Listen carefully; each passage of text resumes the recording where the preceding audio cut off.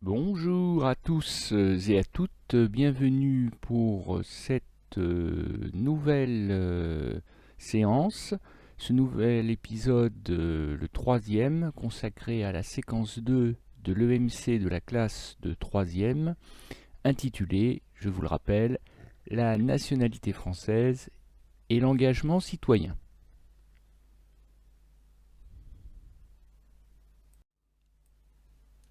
Au cours de la séance précédente, toujours disponible sur la chaîne YouTube, nous avons vu comment naître ou devenir français. Aujourd'hui, nous allons poursuivre avec une nouvelle séance consacrée à la nationalité française, mais nous allons changer d'angle de vue. Nous n'allons plus nous demander comment on acquiert, comment on fait l'acquisition de la nationalité française, nous allons plutôt nous demander, au fond, à quoi ça sert. Et on se demandera aussi, par la même occasion, comment on peut la perdre, la nationalité française. Après avoir vu comment la gagner, comment la perdre. Grand C, les enjeux de la nationalité française, donc la problématique elle tombe sous le sens, quels sont-ils? Quels sont ces fameux enjeux qui sont associés au fait de posséder, d'acquérir la nationalité française?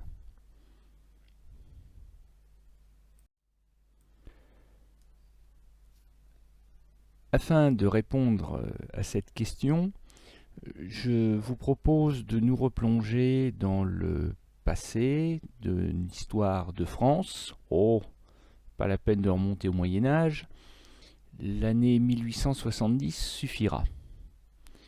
Et je vais faire appel à deux collègues historiens bien plus prestigieux que moi, Fustel de Coulanges le français, Mommsen l'allemand, qui, dans une querelle restée célèbre entre historiens, vont évoquer le sort de l'Alsace-Lorraine, qui a été conquise par ce qui deviendra l'Empire allemand, et qui a donc été intégrée de force à l'Allemagne et pris sur la France à la faveur de la guerre dite franco-prussienne de 1870.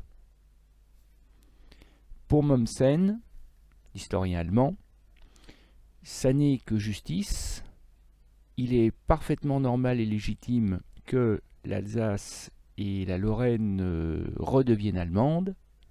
Je dis bien redeviennent, parce que d'après lui, ces territoires ont toujours été allemands, peuplés d'Allemands, se considérant comme des Allemands, et s'ils n'étaient plus allemands, c'était bien la faute à la France et à ses voleurs de Français qui avaient profité d'un moment de faiblesse du Saint-Empire pour arracher ces territoires à la mère patrie, enfin plus exactement au père patrie, parce que en allemand, mère patrie se dit Vaterland, et Vaterland se traduit plutôt par père patrie en français.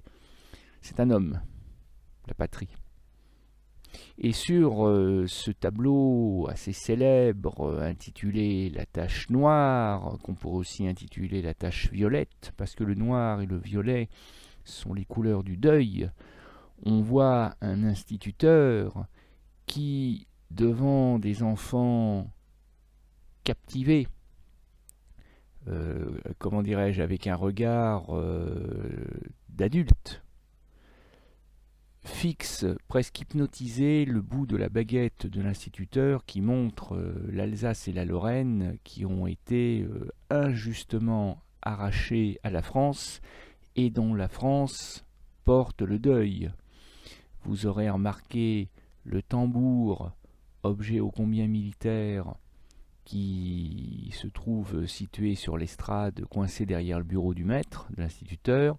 Vous aurez surtout remarqué l'enfant vêtu de blanc qui porte la décoration, la Légion d'honneur pour fait d'héroïsme de son père, au premier rang. Et vous aurez surtout noté que l'enfant interrogé, qui se tient debout sur l'estrade à côté de son maître, portent un uniforme et laissent entendre que la jeunesse française ne se prépare qu'à une chose, sous couvert d'apprendre à lire et à écrire, et cette chose, c'est de se préparer à la revanche afin d'arracher à nouveau l'Alsace et la Lorraine, territoire français, à l'odieux empire allemand qui a confisqué ces territoires à son pays d'origine.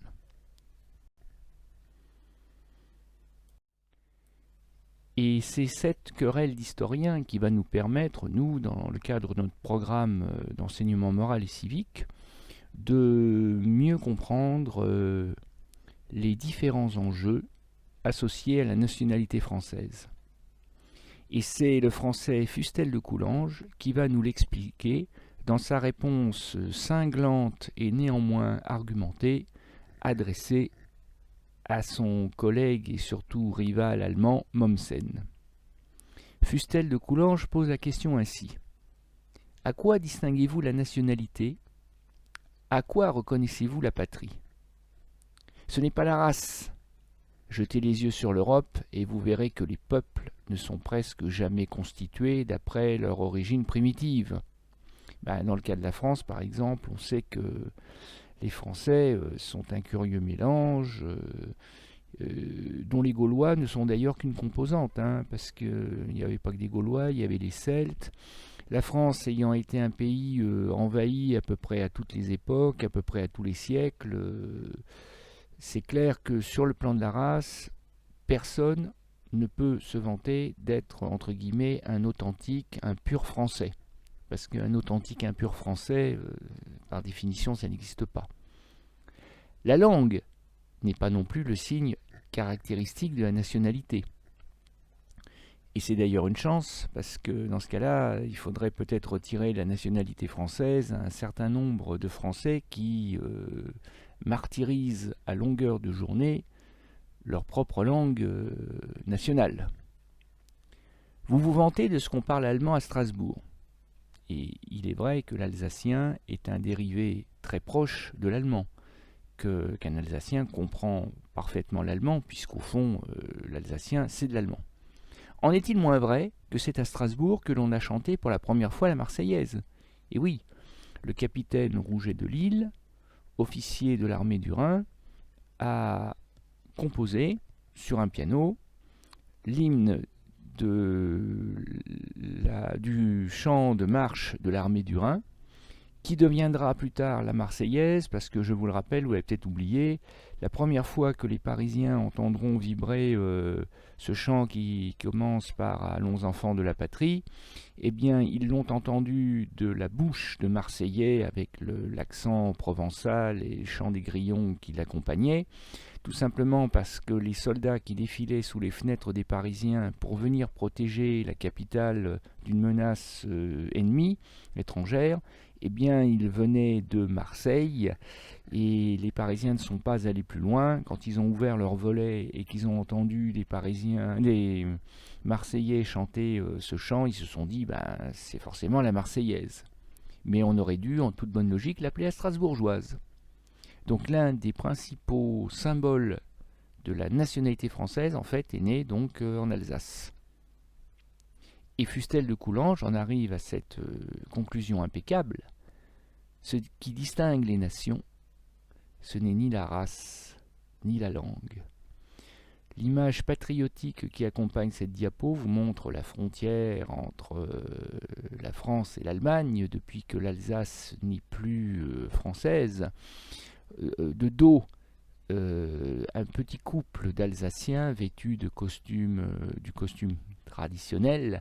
Donc vous et moi, les spectateurs, nous sommes côté alsacien, côté allemand, et nous fixons cette borne, cette pyramide tronquée surmontée du coq tricolore qui symbolise à la fois le martyre des soldats français morts pour défendre l'Alsace-Lorraine de l'invasion, et qui évoque aussi l'espoir qu'un jour de nouveaux soldats, ceux qui transparaissent dans les nuages, les soldats de l'avenir, viennent arracher à nouveau l'Alsace-Lorraine aux Allemands.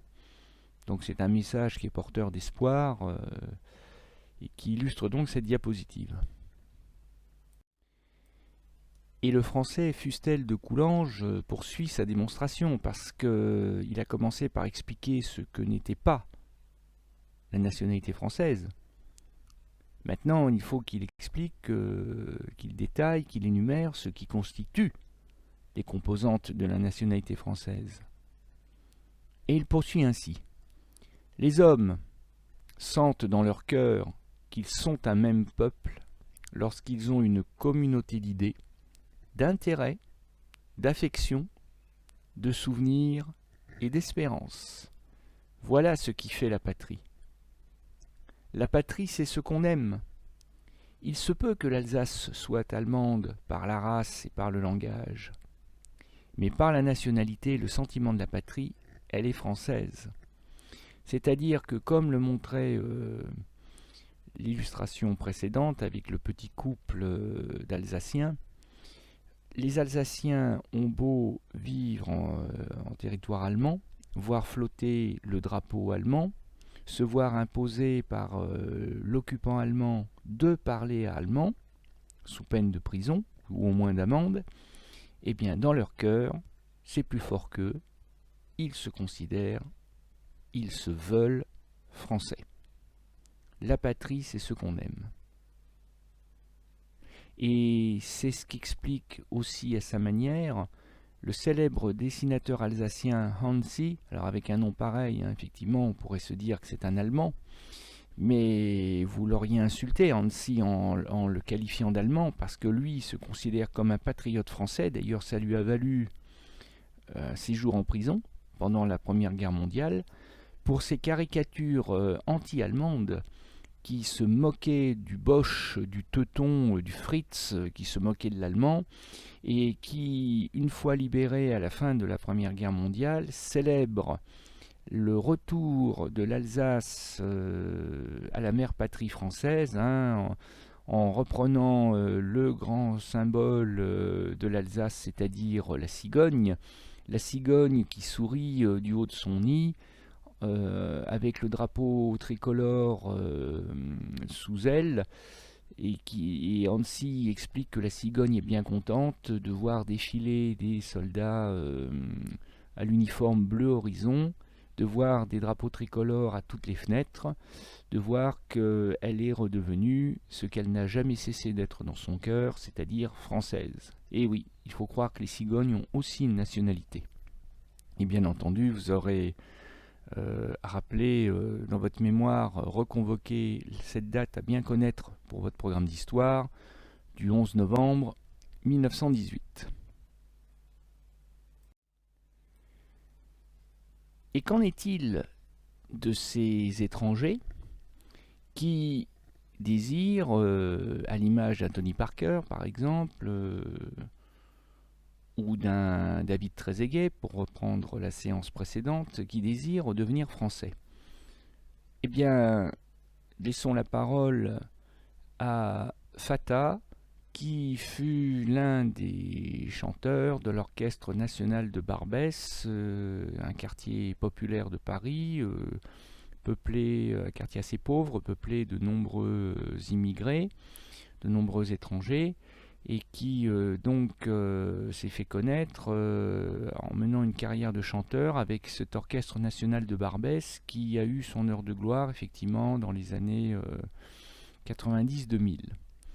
Que dit Fatah, qui est originaire d'Algérie et donc qui est de nationalité algérienne? J'ai représenté la France dans le monde entier. J'ai besoin de voter pour un parti qui m'inspire. Je veux voter, me sentir français. J'existe. Je cotise pour les impôts et tout le tralala. Il y a plein de factures que je paye comme n'importe quel autre Français. Donner ma voix, c'est dire que j'existe. Donc en fait, si on reprend les propos de Fatah, eh bien on voit que, comme pour les Alsaciens lorrains de 1870 à 1918, il y a d'abord cette volonté d'être français. Quand on est un étranger, qu'on devient français, c'est pas par accident, c'est pas par hasard. C'est pas contre son gré. On est français parce qu'on l'a voulu. Bon, après, rappelez-vous, il y a des conditions, hein, il ne suffit pas que de vouloir, hein, ça serait trop simple, mais si on n'a pas la volonté de devenir français, on ne le deviendra pas, puisqu'il faut poser acte de candidature. Après, quelles sont les motivations? Alors, chacun peut avoir des motivations qui lui sont personnelles et dont il est le meilleur juge pour en mesurer le sérieux, l'authenticité, l'importance. Mais on voit très clairement que Fatah considère qu'il avait déjà les devoirs du citoyen français, à commencer par le devoir de payer loyalement, c'est-à-dire sans tricher, de payer loyalement ses impôts, vivant en France avec les devoirs du français, eh bien effectivement, qui aurait pu l'empêcher d'en vouloir également les droits? Cette volonté d'exister en tant que Français, ça passe aussi par le droit de vote, notamment. Et on peut imaginer d'ailleurs sans peine qu'il avait l'intention justement de pouvoir contribuer à stopper la montée en puissance de l'extrême droite à l'époque, qui tenait un discours parfois assez violent contre la présence des immigrés en France.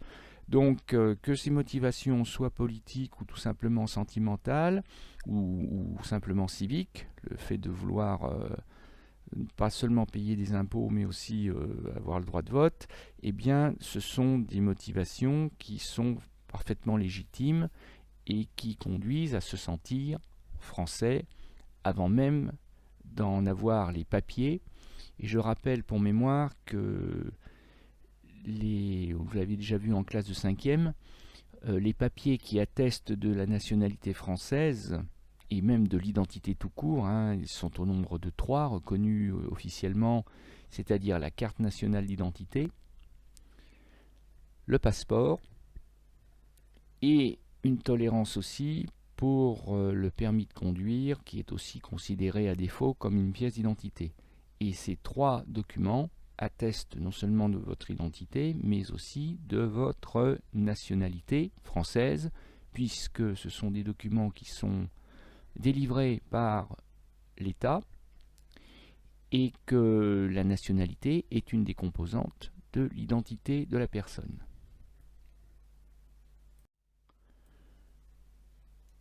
Tout cela pour tous ces rappels pour vous faire comprendre que la nationalité est intimement liée, associée à la notion de citoyenneté. Pour être citoyen français, pour dire les choses clairement, il faut être de nationalité française. Ça tombe sous le sens. Hein, c'est pas compliqué à comprendre.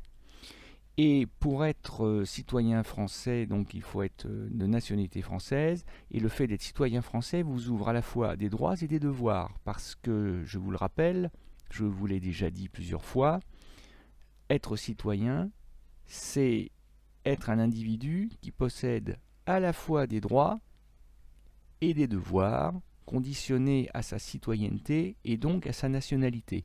Et par exemple, parmi les devoirs du citoyen, outre celui de payer l'impôt, eh bien, il y en a un qui est un petit peu plus solennel et un peu plus dangereux que les autres d'ailleurs, hein, un peu plus dramatique. C'est par exemple, entre 1914 et 1918, aller se battre et éventuellement s'acquitter du sacrifice suprême, comme on disait à l'époque, c'est-à-dire mourir pour défendre la patrie, la République et le peuple français. Vous aurez reconnu, j'imagine, des poilus, des soldats français de la Première Guerre mondiale. Mais ça ouvre aussi heureusement des droits majeurs, et l'extrait de la Constitution de la Ve République de 1958 dans son article 3, que je vous ai mis sur la diapo, rappelle que sont électeurs, dans les conditions déterminées par la loi, tous les nationaux français majeurs des deux sexes, c'est-à-dire hommes ou femmes. Hein, depuis 1944, les femmes sont devenues des citoyennes comme les hommes, jouissant, c'est-à-dire bénéficiant de leurs droits civils et politiques. C'est-à-dire que pour avoir le droit de vote, il faut être français, majeur et ne pas être privé de ses droits civiques et politiques. Ben, ça peut arriver, hein, si vous avez été condamné par exemple à de la prison, à une peine assez forte, vous pouvez être en plus empêché de voter, tout simplement. C'est une punition supplémentaire. Il est temps d'aborder un cas très particulier, celui de l'île de Mayotte. Alors, l'île de Mayotte, il faut la situer parce que c'est vraiment un timbre-poste perdu dans l'océan Indien, quelque part entre l'est de l'Afrique, entre le continent africain et la grande île de Madagascar. Donc on est dans ce que les géographes appellent aussi le canal du Mozambique, hein, c'est-à-dire ce bras de mer qui sépare donc le continent africain de l'île de Madagascar et qui longe ce pays en forme un peu de Y et qu'on appelle justement le Mozambique. Et donc on voit qu'il existe un certain nombre de petits archipels, de petites îles, de petits cailloux plantés sur la mer, sur l'océan Indien. Et Mayotte donc est un archipel qui est tout petit, de 374 km². Mais ce qui nous intéresse, c'est que contrairement aux autres îles du territoire qui appartiennent aux Comores, et les Comores est un pays indépendant, pays pauvre d'Afrique, eh bien Mayotte, lui, est devenu un territoire français, plus exactement un département français, en 2011. C'est-à-dire que ça fait même pas... Ça fait quoi? Ça fait 10 ans, même pas, que Mayotte est territoire français. Pas très loin, d'ailleurs, j'ai oublié de le préciser, hein, Mayotte n'est pas très loin de l'île de la Réunion, qui est aussi un territoire français.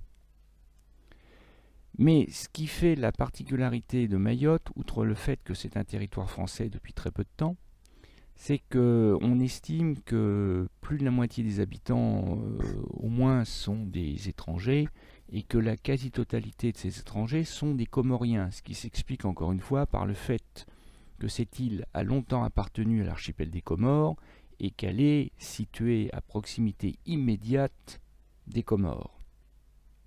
Puisque la grande île d'Anjouan, qui est l'île principale des Comores, est à 70 km. Ce qui fait que beaucoup de Comoriens qui cherchent à fuir la misère et l'instabilité politique de leur pays, parce que les Comores ont une spécialité, c'est celle du coup d'État militaire, eh bien beaucoup des Comoriens tentent leur chance et traversent, clandestinement bien sûr, de manière illégale, dans des conditions périlleuses, traversent la distance qui les sépare de l'île de Mayotte sur des petites barques qu'on appelle des kwassa-kwassa.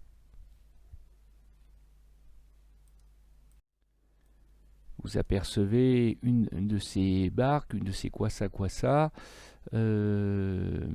et vous voyez donc des migrants comoriens qui viennent d'être interceptés par la gendarmerie française, hein, puisque vous voyez deux hommes en uniforme, un à chaque bout, et ces hommes en treillis militaire sont des gendarmes français qui viennent d'intercepter les migrants comoriens, essentiellement des jeunes.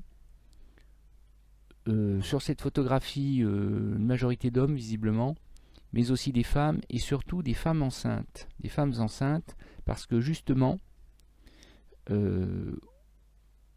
selon le principe du droit du sol, rappelez-vous, il est possible à un enfant né sur le sol français de réclamer, sous certaines conditions il est vrai, de réclamer la nationalité française. Et par conséquent, puisque la France est un pays qui respecte les droits de l'homme, qui est considéré à tort ou à raison comme le pays fondateur des droits de l'homme d'ailleurs, eh bien au nom du droit des familles à ne pas être séparées, Si l'enfant obtient la nationalité française, eh bien la maman ne peut pas être renvoyée de Mayotte, ne peut pas être renvoyée de force sur l'archipel des Comores. Et puis, au titre du regroupement familial, le conjoint pourra espérer rejoindre Mayotte plus tard. Donc Mayotte était devenue, ce timbre-poste sur l'océan Indien était devenu une porte d'entrée majeure pour l'immigration clandestine en France. Alors évidemment, nous, depuis la métropole, vu la distance, se fait passer relativement inaperçu. Mais pour les locaux, pour les Mahorais, c'est-à-dire les habitants de l'île de Mayotte, croyez-moi que ça ne passait pas du tout inaperçu. Donc, il fallait bien faire quelque chose, et la décision a été prise parce que, encore une fois, la France ne peut pas accueillir toute la misère du monde. Eh bien, il a fallu remettre en cause la politique d'immigration clandestine qui s'était instaurée au fil des années, fondée sur la logique du droit du sol à Mayotte.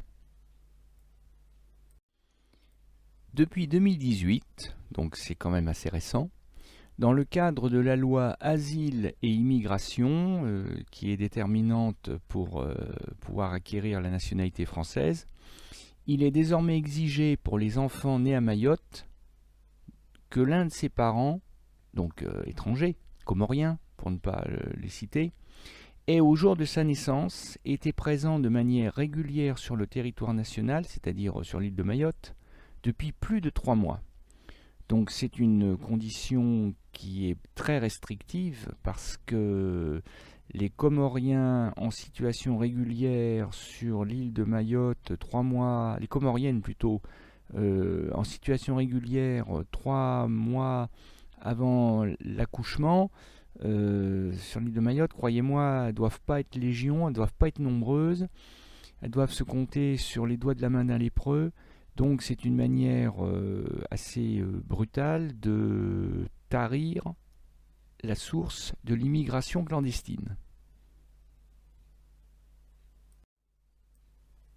Ce qui, au pays de l'égalité, je vous rappelle que c'est une des 3 valeurs fondatrices de la République, malgré tout, ce qui pose problème, parce qu'on peut considérer qu'il y a rupture d'égalité devant la loi entre les Français. Or, la Déclaration des droits de l'homme et du citoyen de 1789, toujours en vigueur, n'expliquait-elle pas déjà en 1789 que la loi doit être la même pour tous, qu'elle protège ou qu'elle punisse? Donc ça pouvait poser problème, et effectivement, des députés et des sénateurs ont saisi le Conseil constitutionnel en estimant que cette adaptation de la loi, ce cas très particulier fait pour l'île de Mayotte, portait atteinte au principe d'indivisibilité de la République et au principe d'égalité. C'est-à-dire qu'on séparait un territoire du reste de la France pour lui mettre un traitement qui n'était pas un traitement de faveur, pas un privilège, mais au contraire un traitement plus dur que pour les autres territoires. Donc la question a été posée au Conseil constitutionnel, et les sages du Conseil ont répondu que la condition supplémentaire spécifique pour Mayotte pour l'acquisition de la nationalité reste malgré tout conforme à la Constitution, puisque les départements et les régions d'outre-mer, la France ultramarine, comme on dira en géographie, peuvent faire l'objet d'adaptations tenant compte aux caractéristiques et contraintes particulières de ces collectivités territoriales.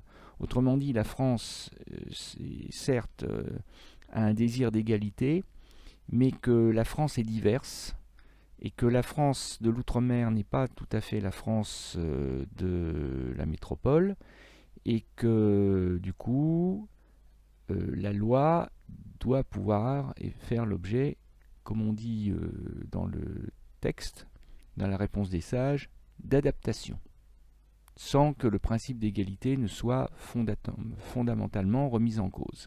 Celles et ceux qui ont le droit de devenir français à Mayotte deviendront français comme les autres. Je voudrais maintenant aborder avec vous un dernier enjeu majeur de la nationalité française, la question de la déchéance de la nationalité française. Autrement dit, peut-on perdre, au cours de son existence, peut-on perdre la nationalité française? Eh bien, la réponse en théorie est oui. Il existe des cas prévus de déchéance de la nationalité française.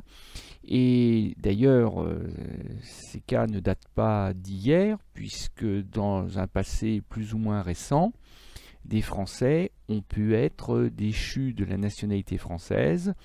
Par exemple, rappelez-vous, en quatrième, en 1848, la Deuxième République, pour faire peur aux marchands d'esclaves français qui ne voulaient pas appliquer la loi, et la loi c'était l'abolition de l'esclavage, eh bien ces Français étaient menacés non seulement de peines de prison et de fortes amendes, mais aussi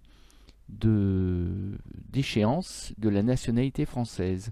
C'est une arme qui peut être assez dissuasive entre les mains de l'État français, parce que quand vous perdez la nationalité, vous l'avez donc, j'espère bien compris, vous perdez également tous les droits liés intimement à cette nationalité française. Et cette arme a été utilisée contre des personnalités ou contre des anonymes, et notamment par le régime autoritaire de Vichy, celui du maréchal Pétain, pendant les années noires de l'occupation, ce que nous allons bientôt voir en histoire. Et la déchéance de nationalité a été pratiquée aussi bien contre des communautés comme la communauté juive, dont vous avez deux représentants sur la photographie porteurs de l'infamante étoile jaune, dans Paris par exemple, mais aussi, et ça parfois des gens l'ignorent, le général de Gaulle, chef de la France libre, opposant direct aussi bien à la dictature autoritaire, au régime autoritaire du maréchal Pétain que du régime nazi d'Hitler, eh bien cet opposant prestigieux a été déchu de la nationalité française, temporairement bien sûr, parce que dès la libération, le général de Gaulle a été réintégré très officiellement dans la nationalité française, qu'il n'a d'ailleurs au fond jamais perdu, puisque la France du maréchal Pétain n'était pas la vraie France et ses décisions n'étaient pas légales, n'étaient pas légitimes.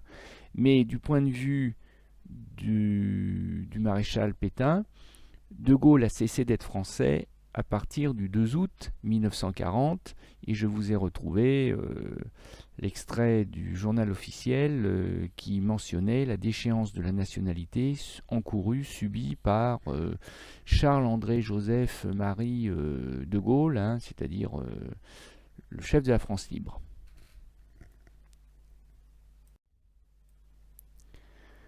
Avec le retour de la vraie France, celle de la République, la question de la déchéance de la nationalité a subi une modification très importante, puisque depuis l'ordonnance, qui n'a rien de médical, une ordonnance c'est un texte à valeur de loi, l'ordonnance du 19 octobre 1945 sur la nationalité rend impossible désormais, et c'est toujours le cas aujourd'hui, rend impossible la déchéance des nationaux simples et ne réserve cette possibilité que pour les Français binationaux.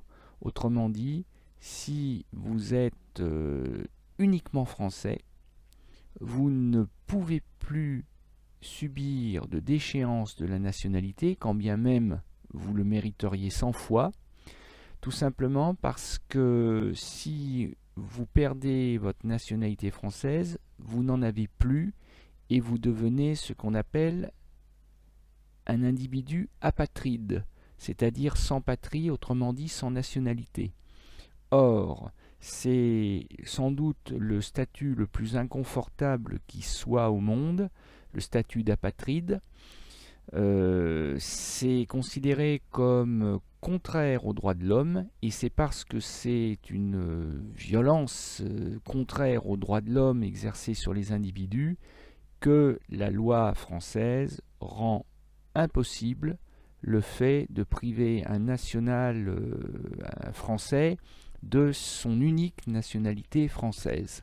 Par contre, si vous êtes binational, c'est-à-dire franco-algérien par exemple, ou enfin français et d'une autre nationalité, vous pouvez être frappé de déchéance de la nationalité française parce que cette mesure ne vous rendra pas apatride, puisqu'il vous restera, si j'ose dire, une nationalité de secours.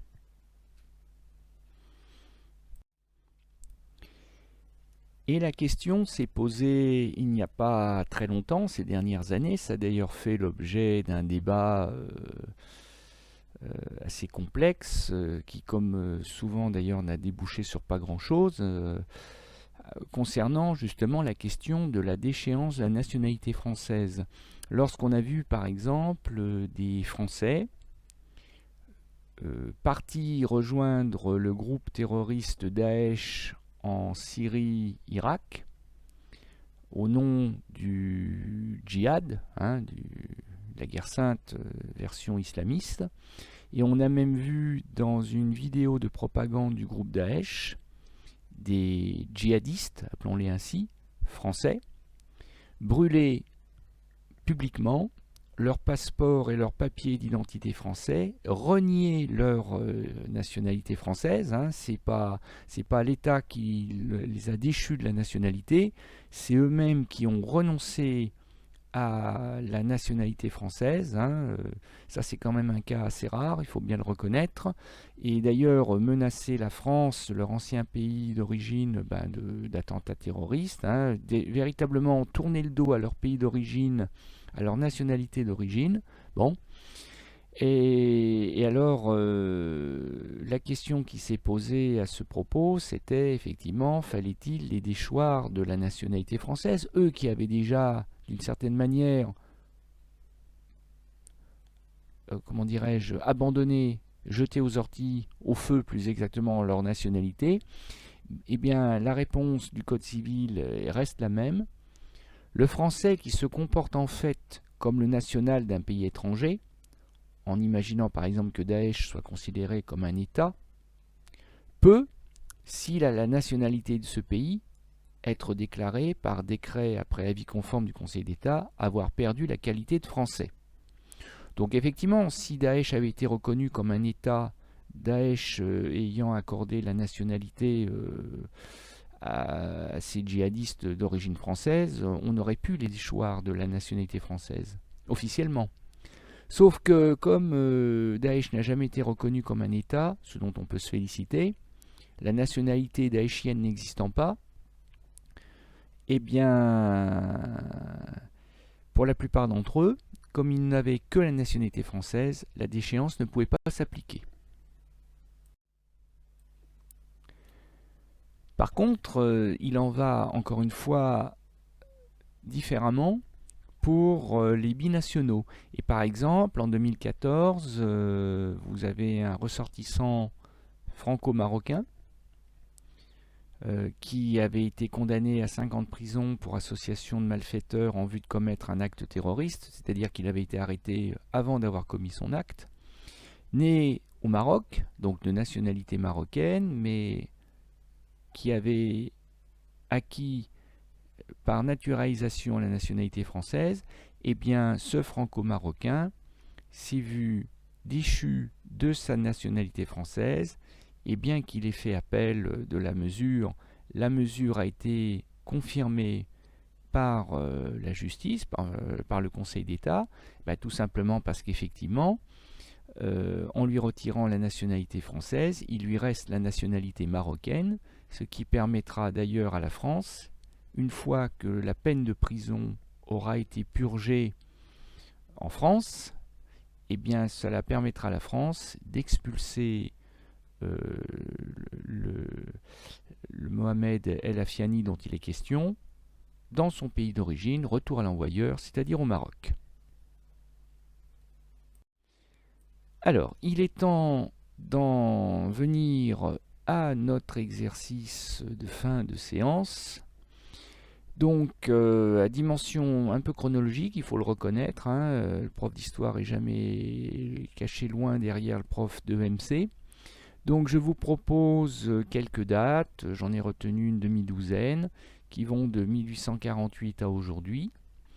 Donc, les dates avec leur code couleur, et il faut, en réfléchissant, en faisant quelques efforts de mémoire par rapport au programme de quatrième aussi peut-être, retrouver et les individus ou les communautés de personnes concernées, c'est la deuxième colonne, et aussi le commentaire associé aux deux autres colonnes, c'est-à-dire la case de la troisième colonne. Donc prenez le temps de bien lire, de bien réfléchir, de bien colorier. Mettez-moi sur pause le temps nécessaire et je vous donne rendez-vous pour la correction. Alors, une fois n'est pas coutume, nous allons faire la correction en deux temps. Nous allons d'abord voir qui a été frappé et quand par une mesure de déchéance individuelle ou collective de la nationalité française. Donc d'abord 1848, sous la Deuxième République, je vous l'ai dit tout à l'heure, tout Français qui pratiquerait le trafic négrier et l'esclavage. Ensuite, en 1871-1918, les Alsaciens lorrains ont été déchus de leur nationalité par l'Allemagne, c'est-à-dire que la France n'a pas eu son mot à dire. Les Alsaciens lorrains ont été purement et simplement annexés, eux et leur territoire, à l'Allemagne. Ils sont devenus, contre leur gré, nationaux ressortissants allemands. 1940-1944, sur décision du régime autoritaire de Vichy, les Juifs français et les résistants de la France libre, et en particulier leur chef, De Gaulle, ont été punis de déchéance de la nationalité. 1945-1946, c'est l'histoire de l'arroseur arrosé. Ce sont certains dirigeants et hauts fonctionnaires du régime de Vichy qui ont subi à leur tour la punition qu'ils avaient fait subir aux autres précédemment. 1960, alors là c'est un peu différent, nous sommes dans le contexte de la décolonisation et de l'accession des Asiatiques et des Africains à l'indépendance. Donc les Africains des ex-colonies françaises devenues indépendantes ont perdu la nationalité française pour devenir sénégalais ou...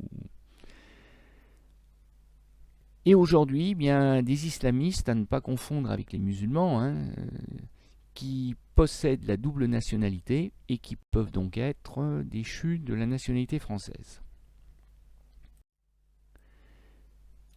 Donc en 1848, les Français pratiquant la traite de l'esclavage malgré la loi sont punis afin de les dissuader de s'opposer à l'abolition de l'esclavage proclamée par la Deuxième République. En 1871-1918, il s'agissait pour les Allemands, pour l'Empire allemand, de germaniser de force les Alsaciens et les Lorrains. Entre 1940 et 1944, le but était pour le maréchal Pétain d'exclure de la communauté nationale sur fond de collaboration avec le Troisième Reich, les Français libres qui osaient résister, et aussi d'exclure sur fond d'antisémitisme d'État les Juifs français. En 1945-1946, le but de la déchéance de nationalité des dirigeants du régime de Vichy, c'est de les punir pour leur comportement antinational et leur collaboration avec l'ennemi nazi. En 1960, comme je l'expliquais, les Africains devenant sénégalais ou autres, ou ivoiriens, tout ce que vous voulez, le but, c'est effectivement, du moment qu'ils ont leur propre nationalité, de les exclure de la nationalité française, c'est logique. Et puis aujourd'hui, eh bien, punir les islamistes, c'est les sanctionner, même si ça ne va pas leur faire peur, hein, mais c'est les sanctionner officiellement pour leur refus d'adhérer aux valeurs de la société et de la République française, la liberté, l'égalité, la fraternité, et en particulier aussi la laïcité. Voilà, nous en avons presque fini avec cette deuxième séance de MC. Il ne nous reste plus qu'à prendre connaissance ensemble de la leçon que je vous invite à ne pas oublier d'apprendre soigneusement, hein, afin de bien vous préparer à l'épreuve du brevet. Les enjeux de la nationalité française. Les enjeux de la nationalité française ne se limitent pas à l'acquisition de la nationalité, ni à la possession des documents officiels, carte nationale d'identité, passeport ou certificat de nationalité française en cas de naturalisation. Être français consiste d'abord à se sentir français, c'est-à-dire exprimer le sentiment d'appartenance à la communauté française, son histoire, ses valeurs, celles de la République, son mode de vie, etc., à l'image des Alsaciens-Lorrains séparés de la France entre 1871 et 1918. Pour un étranger, c'est vouloir participer à l'avenir, et même d'ailleurs au présent, de la communauté nationale en devenant citoyen, avec ses droits et ses devoirs. En effet, la nationalité française conditionne l'octroi, l'obtention si vous préférez, de la citoyenneté française, avec ses droits et ses devoirs associés. Quelles que soient les circonstances, éloignement géographique par exemple, un compatriote ne perd jamais sa qualité de citoyen français. Sauf en cas de déchéance de la nationalité, limitée aujourd'hui aux binationaux, puisque la Constitution n'autorise pas la création de Français apatrides. Strictement encadrée par la loi, la déchéance de nationalité, motivée pour fait de terrorisme ou de refus d'adhésion aux valeurs de la République, notamment la laïcité, entraîne la privation des droits de citoyens français. C'est tout pour aujourd'hui. À bientôt.